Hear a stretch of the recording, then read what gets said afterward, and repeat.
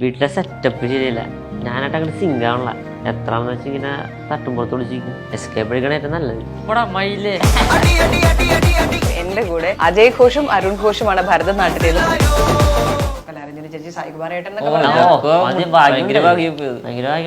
ഇവരൊക്കെ നേരിട്ട് കാണാൻ പറ്റുമെന്ന് പോലും ചിന്തിച്ചിട്ടുണ്ടായില്ല. ഫാൻ ബോയ് മൊമെന്റ് ഒക്കെ ഉണ്ടായിരുന്നവരെ കാണുമ്പോൾ ഇവരൊക്കെ പ്രോയാണല്ലോ അപ്പൊ ഈ സായികുമാരേട്ടനെ ആദ്യം കണ്ടപ്പോ ആദ്യം കണ്ടപ്പോ ആദ്യം കണ്ടു കഴിയുമ്പോ തന്നെ നമുക്ക് ചെന്ന് മിണ്ടാനൊക്കെ ഒരു ഭയങ്കര ഒരു പേടി, ഒരു ടെൻഷൻ, എന്ത് പറയണം, ഒരു ഓറയുള്ള ഒരു മനുഷ്യനാണ് കാണുമ്പോ തന്നെ. അത് എങ്ങനെയായിരുന്നു അത് പുള്ളിയുടെ ആദ്യം കണ്ടപ്പോ എന്താണ്, ആ റൂമിലാണ് പണ്ടത്തെ പുള്ളിയുടെ ഇന്റർവ്യൂവിൽ പറഞ്ഞില്ലേ, പണ്ടത്തെ സെറ്റ് പോലെ ക്യാരവണല്ല, മറ്റേ റൂമിൽ ഇരുന്നായിരുന്നു പുള്ളി ഫുഡിങ്ങും കാര്യങ്ങളൊക്കെ. അപ്പൊ അവിടെ ക്യാരവൻ പരിപാടി ഒന്നും വേണ്ടായിരുന്നു. റൂമിലായിരുന്നു പുള്ളി. പുള്ളിക്ക് ആദ്യം നിങ്ങൾ രണ്ടുപേരും കൂടെ ഒരുമിച്ചാണ് പുള്ളി കണ്ടേ?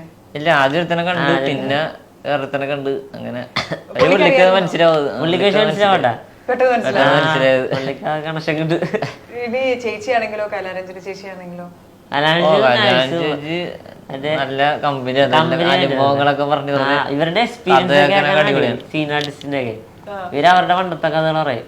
പണ്ടത്തെ കാലഘട്ടം ഉണ്ടല്ലോ, അത് അടിപൊളിയാക്കെ ഈ സിനിമ സെറ്റ്, പണ്ടത്തെ മലയാള ഇൻഡസ്ട്രി. അപ്പൊ മൊത്തത്തില് സ്ക്രീനിൽ വരുന്നതിനേക്കാളും കൂടുതൽ കണ്ണൂർ സ്ലാങ്ങിൽ സംസാരിക്കാൻ പറഞ്ഞാൽ ആരായിരിക്കും സംസാരിക്കുക? രണ്ടുപേരും കണ്ണൂർ സ്ലാങ്ങിൽ സംസാരിക്കണം. നമുക്ക് നോക്കാലോ ആരാ ശരിക്കും അതിൽ അഭിനയിച്ച. അജയ് ഘോഷ്, അരുൺ ഘോഷ് ആരാന്ന് അറിയണമല്ലോ. അത് ശരിക്കും വിഷ്ണു എന്ന് പറഞ്ഞൊരു ബ്രോയാണ് ഡബ് ചെയ്തത്. ഞങ്ങളെ ശബ്ദമല്ല, അതിലും ഒരു ചതിയും വഞ്ചനയും ഉള്ള. പക്ഷെ പറയണം, ആ സിനിമയിലെ ഏറ്റവും പ്രധാനപ്പെട്ട, എനിക്കിഷ്ടപ്പെട്ട, യുവതലമുറയോട് ഏറ്റവും ചേർന്ന് നിൽക്കുന്ന ഒരു ഡയലോഗ് ഉണ്ട്. രണ്ടുപേരും പറയാം. നമ്മുടെ ഡയലോഗ് ഇതാണ്. അതിൽ പറയുന്നത് എനിക്കിഷ്ടമുള്ള ഡയലോഗ് അതല്ലടാ, വീട്ടിലെ സെറ്റപ്പ് ശരിയല്ല, ഞാനായിട്ട് സിങ്ക് ആവണില്ല, എത്ര കാലം എന്നെ തട്ടുപുറത്ത് ഒളിച്ച് താമസിക്കും, എസ്കേപ്പ് അടിക്കുന്ന തന്നെയാണ് നല്ലത്. 1 2 3 സ്റ്റാർട്ട്. ഐശ്വര്യമായിട്ട് പറഞ്ഞത്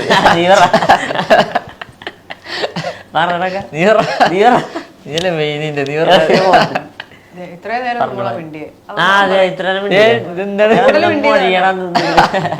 നിങ്ങളുടെ ആരായിരുന്നു ശരിക്കും അരുൺ ഘോഷ്?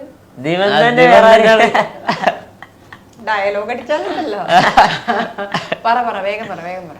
അതല്ലടോ, വീട്ടിലെ സെറ്റപ്പ് ശരിയല്ല. ഞാനായിട്ട് അങ്ങോട്ട് സിങ്ക് ആവണല്ല. എത്രാന്ന് വെച്ചാൽ ഇങ്ങനെ തട്ടുമ്പുറത്ത് വിളിച്ചിരിക്കും. എസ്കേപ്പ് എടുക്കണ ഏറ്റവും നല്ലത്.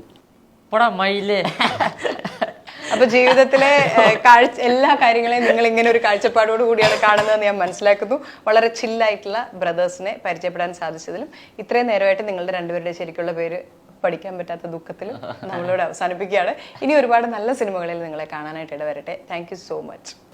Thank you.